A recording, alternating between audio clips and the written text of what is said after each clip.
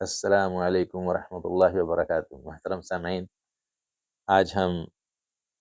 سورہ القریش کا مطالعہ کریں گے۔ سورہ القریش مکی صورت ہے۔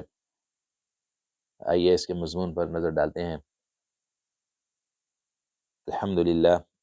للہ الذی ہدانا لہذا وما كنا لنہتدی لولا ان ہدانا اللہ، الصلاۃ والسلام علی خاتم الانبیاء واشرف المرسلین وازواجہ وذریاتہ ومن تبعہم باحسان الی یوم الدین، اما بعد فاعوذ باللہ من الشیطان الرجیم، بسم اللہ الرحمن الرحیم۔ لإلاف قریش إيلافهم رحلة الشتاء والصيف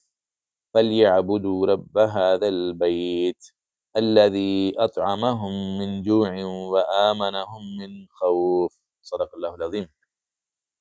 ترجمہ پیش خدمت ہے۔ چونکہ قریش مانوس ہوئے، جاڑے اور گرمی کے سفروں سے مانوس، لہٰذا ان کو چاہیے کہ اس گھر کے رب کی عبادت کریں جس نے انہیں بھوک سے بچا کر کھانے کو دیا اور خوف سے بچا کر امن عطا کیا۔ رب اشرح لی صدری ویسر لی امری واحلل عقدۃ من لسانی یفقہوا قولی، اللہم ارنا الحق حقا وارزقنا اتباعہ، اللہم ارنا الباطل باطلا وارزقنا اجتنابہ، آمین یا رب العالمین۔ محترم سامعین، یہ مکی صورت ہے۔ اس میں اللہ رب العالمین نے قریش کا پس منظر پیش کیا ہے کہ جو قبیلہ قریش تھا، نبی کریم صلی اللہ علیہ وسلم کے جد امجد اور آبا و اجداد جو تھے وہ قریش سے تعلق رکھتے تھے، نبی صلی اللہ علیہ وسلم قریشی تھے، اور ان کے جو پہلے آبا و اجداد تھے نبی کریم صلی اللہ علیہ وسلم کے، وہ مختلف علاقوں میں پہلے آباد تھے، یعنی شتت العرب کے اندر مختلف علاقوں میں آباد تھے، لیکن پھر آہستہ آہستہ قریش جو تھے وہ مکے کے پاس آ کر آباد ہو گئے۔ تو یہاں پر آ کر جو ہے انہوں نے حرم کی تولید سنبھال لی، حرم کا کنٹرول ان کے پاس آ گیا، حاجیوں کو پانی پلانا، حاجیوں کا انتظام کرنا اور یہ سارے معاملات جو تھے وہ ان کے سپرد ہو گئے، اور اس طرح ان کو اس معاشرے میں ایک بڑا بلند مقام حاصل ہو گیا۔ اس وقت بدامنی کا دور تھا، کوئی بھی قبیلہ محفوظ نہیں ہوتا تھا، ہر قبیلے کو خطرہ ہوتا تھا کہ جو بھی چھوٹا قبیلہ ہوتا تھا اس کو بڑا قبیلہ شب خون مار سکتا تھا، یا کوئی قافلے گزرتے تھے تو وہ بدامنی کا شکار ہو جاتے تھے، ان کے اوپر ڈاکے ڈالے جاتے تھے، لوٹ لیے جاتے تھے۔ لیکن قریش جو تھے وہ ماشاءاللہ اتنے با اثر تھے، یا یوں کہہ لیں کہ اتنے محترم سمجھے جاتے تھے عربوں میں، کہ ان کو یہ ساری چیزوں سے اللہ رب العالمین نے جو تھی وہ نجات دے دی تھی، کہ وہ جس طرح دوسرے ہر شخص خوف میں مبتلا ہوتا تھا، حتیٰ کہ کوئی قافلہ محفوظ نہیں تھا، کوئی گھر محفوظ نہیں تھا، کوئی خیمہ محفوظ نہیں تھا، لیکن اس کے برعکس قریش کے کو اللہ رب العالمین نے جو امن دیا، جو عزت دی، جو ان کو وقار دیا، اس کا ذکر اللہ رب العالمین نے یہاں پر کیا ہے، کہ اللہ رب العالمین فرماتے ہیں کہ لإلاف قریش، کیونکہ قریش مانوس ہوئے، إلافهم رحلة الشتاء والصيف، کہ اس وقت آپ کو پتا ہے کہ مکہ ایک تجارتی مرکز بھی بن چکا تھا، حتیٰ کہ حج بھی وہیں ہوا کرتا تھا، حرم تھا وہاں پر، حرم کے گرد قریشی سب جو آباد ہو چکے تھے آ کر، اور لوگوں کے ہاں ان کی بڑی عزت تھی، محترم تھے، اس لیے کہ وہ حرم کے متولی تھے۔ باقی تمام قبائل جو تھے وہ اتنے محفوظ نہیں تھے، کسی کی دشمنیاں چلتی رہتی تھی، کسی دشمنی کسی کے ساتھ تھی، کسی کے ساتھ کوئی مسئلہ تھا، کوئی کسی کے ساتھ، لیکن یہ قریشی ایسے محترم سمجھے جاتے تھے کہ ان کے قافلے شام تک جاتے تھے، اور ادھر جنوب کی سائڈ میں یمن تک جاتے تھے، تو جب بھی کسی کو پتہ چلتا تھا، حتیٰ کہ کوئی بھی ان کے خلاف کوئی اگر کارروائی کرنے کی کوشش بھی کرتا تھا، جب ان کو پتہ چلتا تھا کہ یہ مکے کے وہ قریش ہیں جو کہ حرم کے متولی ہیں، جو حرم کے انتظام کرنے والے ہیں، منتظم ہیں، تو وہ پھر ان کے اوپر ہاتھ نہیں اٹھاتے تھے۔ اللہ رب العالمین نے یہ بات ان کو یہاں پر جتلائی ہے کہ یہ جو امن اور یہ آپ کو جو کچھ بھی ملا ہے، اور حتیٰ کہ اس سے پہلے جب یہ مکے کے گرد آباد نہیں ہوئے تھے، ابراہیم علیہ السلام کے بعد کی بات ہے، یعنی تاریخی واقعات ہیں یہ سارے، تو اس وقت جو تھی وہ وہاں پر رزق کی وہ فراوانی نہیں تھی، بڑا کٹھن دور تھا، بڑا مشقت والا دور تھا، رزق کی وہ فراوانی نہیں تھی جو کہ ان کو یہاں پر مکے کے گرد جب جمع ہوئے قریش، تو اس وقت جب ایک تجارتی مرکز بن گیا، شام سے لے کر یمن تک اور ساری تجارت کا یہ مرکز بن گیا، تو پورے عرب کا محور بن گیا، اس وقت جو رزق کی فراوانی، جو اللہ تعالیٰ نے ان کے اوپر رزق کے خزانے کھولے، تو وہ اللہ تعالیٰ ان کو بتا رہے ہیں کہ یہ نعمتیں جو ہیں وہ آپ کو میسر ہیں، دوسرے لوگوں کو میسر نہیں، صرف قریشیوں کی بات ہو رہی ہے یہاں پر کہ قریش کو، اس لیے اللہ تعالیٰ فرمایا لإلاف قریش، کہ قریش مانوس ہوئے، ایلافہم رحلۃ الشتاء والصیف، کہ جب بھی ان کے قافلے بھی کہیں جاتے تھے شام کی طرف یا یمن کی طرف یا پورے عرب میں کہیں بھی گھومتے تھے، تو جب بھی کسی کو پتہ چل جاتا تھا کہ یہ قریش کے لوگ ہیں، یہ وہ ہیں جو حرم کے متولی ہیں، تو کوئی میلی آنکھ سے ان کو دیکھتا نہیں تھا، کسی سے ان کو خطرہ نہیں تھا۔ اللہ رب العالمین فرماتے ہیں فَلْيَعْبُدُوا رَبَّ هَذَا الْبَيْتِ، اب ان کو یہ چاہیے، اللہ رب العالمین نے، کیونکہ یہ بہت بڑی نعمتیں ہیں، اللہ تعالیٰ نے رزق کی فراوانی دے دی، امن دے دیا، استقرار دے دیا آپ کو، یہ ساری چیزیں کوئی معمولی چیز نہیں ہے جو دوسرے لوگوں کو میسر نہیں تھی اس وقت۔ تو اللہ رب العالمین کہتا ہے کہ اب اس کا نتیجہ یہ نکلنا چاہیے کہ یہ فَلْيَعْبُدُوا رَبَّ هَذَا الْبَيْتِ، کہ اس رب کے اس خانہ کعبے کی، یعنی خانہ کعبے کی بات ہو رہی ہے، مکے کی بات ہو رہی ہے، فَلْيَعْبُدُوا رَبَّ هَذَا الْبَيْتِ، اس گھر کے رب کی عبادت کریں۔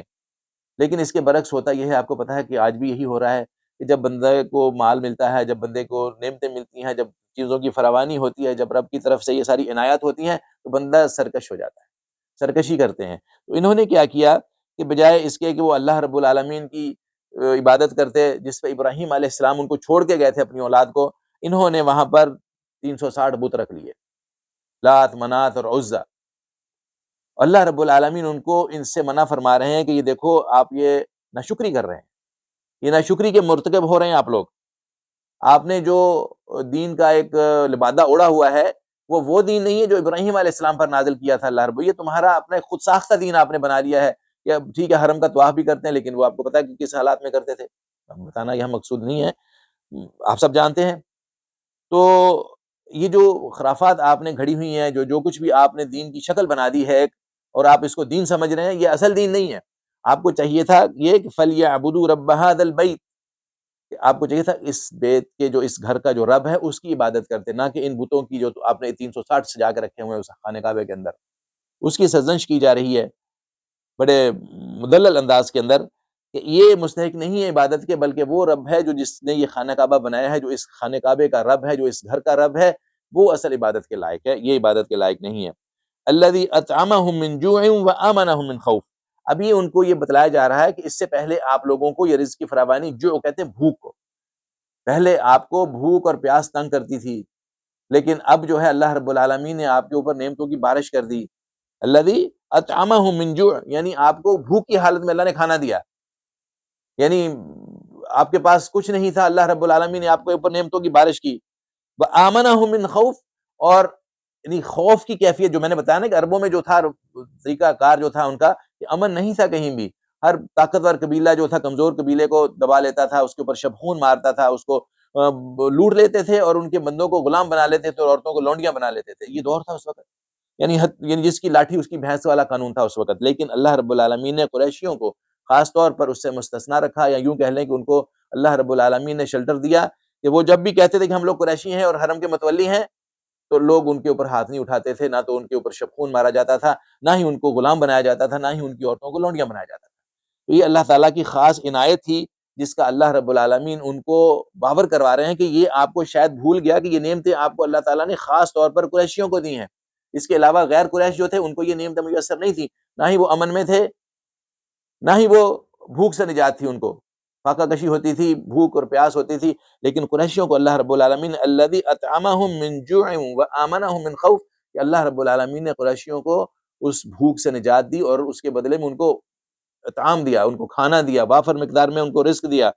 اور خوف کی بجائے اللہ رب العالمین نے ان کو امن عطا فرمایا کہ وہ امن سے اپنے گھروں پہ سو جاتے ہیں، ان کو اپنے گھروں سے دور دراز علاقوں میں بھی جاتے ہیں تو ان کو کوئی ڈر خوف نہیں ہوتا کسی کا، کوئی اس کے اوپر ہاتھ نہیں اٹھاتا، کوئی شبخون نہیں مارتا، کوئی ان کی جان کو خطرہ نہیں ہوتا، ان کے مال کو خطرہ نہیں ہوتا، ان کی عزت کو خطرہ نہیں ہوتا۔ تو یہ باتیں اللہ رب العالمین فرما رہے ہیں کس کو؟ قریش کو۔ اور آج بھی حالات یہی ہیں کہ جو لوگ کھاتے پیتے ہیں، جن کو اللہ رب العالمین کی رزق کی فراوانی ہے، اور وہ اللہ تعالیٰ کی عبادت اس طرح سے نہیں کرتے جس طرح کے کرنے کا حق ہے۔ تو یہ تنبیہ ہے آج کے ان لوگوں کے لیے بھی کہ جن کے اوپر اللہ تعالیٰ کی عنایات ہیں، ان کو بھی یہ بتایا جا رہا تھا کہ آپ کے اوپر اللہ تعالیٰ کی عنایات بے پایاں ہیں، ہر بندے کے اوپر اللہ کی بے پایاں عنایات ہیں، ان کو اللہ تعالیٰ کی نعمتوں کی بارش ہو رہی ہے اس کے اوپر، لیکن اس کے باوجود وہ لوگ جو ہیں اس کا حق ادا نہیں کر رہے، کہ جو اس نعمتیں دینے والے کا حق ہے اس کو جس طرح عبادت کرنی چاہیے اس طرح عبادت نہیں کر رہے۔ اس وقت کے لوگوں کو بھی یہ حکم ہے، اور آج کے لوگ بھی اس کے مخاطب ہیں کہ اس وقت بھی دنیا کے اندر جہاں جہاں بھی رزق کی فراوانی ہے، آپ آج بھی دیکھ لیں عربوں میں جا کر رزق کی فراوانی ہے، لیکن اس طرح عبادت نہیں ہو رہی، اس طرح جس طرح کی کرنے کا حق ہے، الا ماشاء اللہ الا ما رحم ربی، ٹھیک ہے، پاکستان سے بہت زیادہ تعداد ہے وہاں پر جو واقعتاً خالصتاً اپنے رب کی عبادت کرتے ہیں، لیکن وہ جو مطلوب اور مقصود ہے اس لیول پہ نہیں ہو رہا۔ اللہ رب العالمین سے دعا ہے کہ اللہ تعالیٰ ان سب باتوں کو سمجھنے کی، سمجھ کر عمل کرنے کی، اور پھر اس کے بعد دوسرے بھائیوں کو بتانے کی توفیق عطا فرمائے کہ اللہ رب العالمین کی جو نعمتیں ہیں اس کو اللہ تعالیٰ اس کا شکر ادا کرنے کی، جو نبی صلی اللہ علیہ وسلم کی ایک حدیث ہے نا جو پڑھتے تھے نبی صلی اللہ علیہ وسلم کی، اللہم اعنی علی ذکرک و شکرک و حسن عبادتک، کہ اللہ تعالیٰ میری مدد فرما کہ میں تیری حسن طریقے سے عبادت کر سکوں، اللہم اعنی علی ذکرک، اچھے طریقے سے عبادت کر سکوں، علی شکرک و حسن عبادتک، اچھے طریقے سے عبادت کر سکوں، اچھے طریقے سے شکر ادا کر سکوں، اور اچھے طریقے سے تمہاری عبادت کر سکوں۔ تو اللہ تعالیٰ سے دعا ہے کہ اللہ تعالیٰ ہمیں اس پر عمل کرنے کی توفیق عطا فرمائے۔ وآخر دعوانا الحمد للہ رب العالمین۔ جزاکم اللہ خیر۔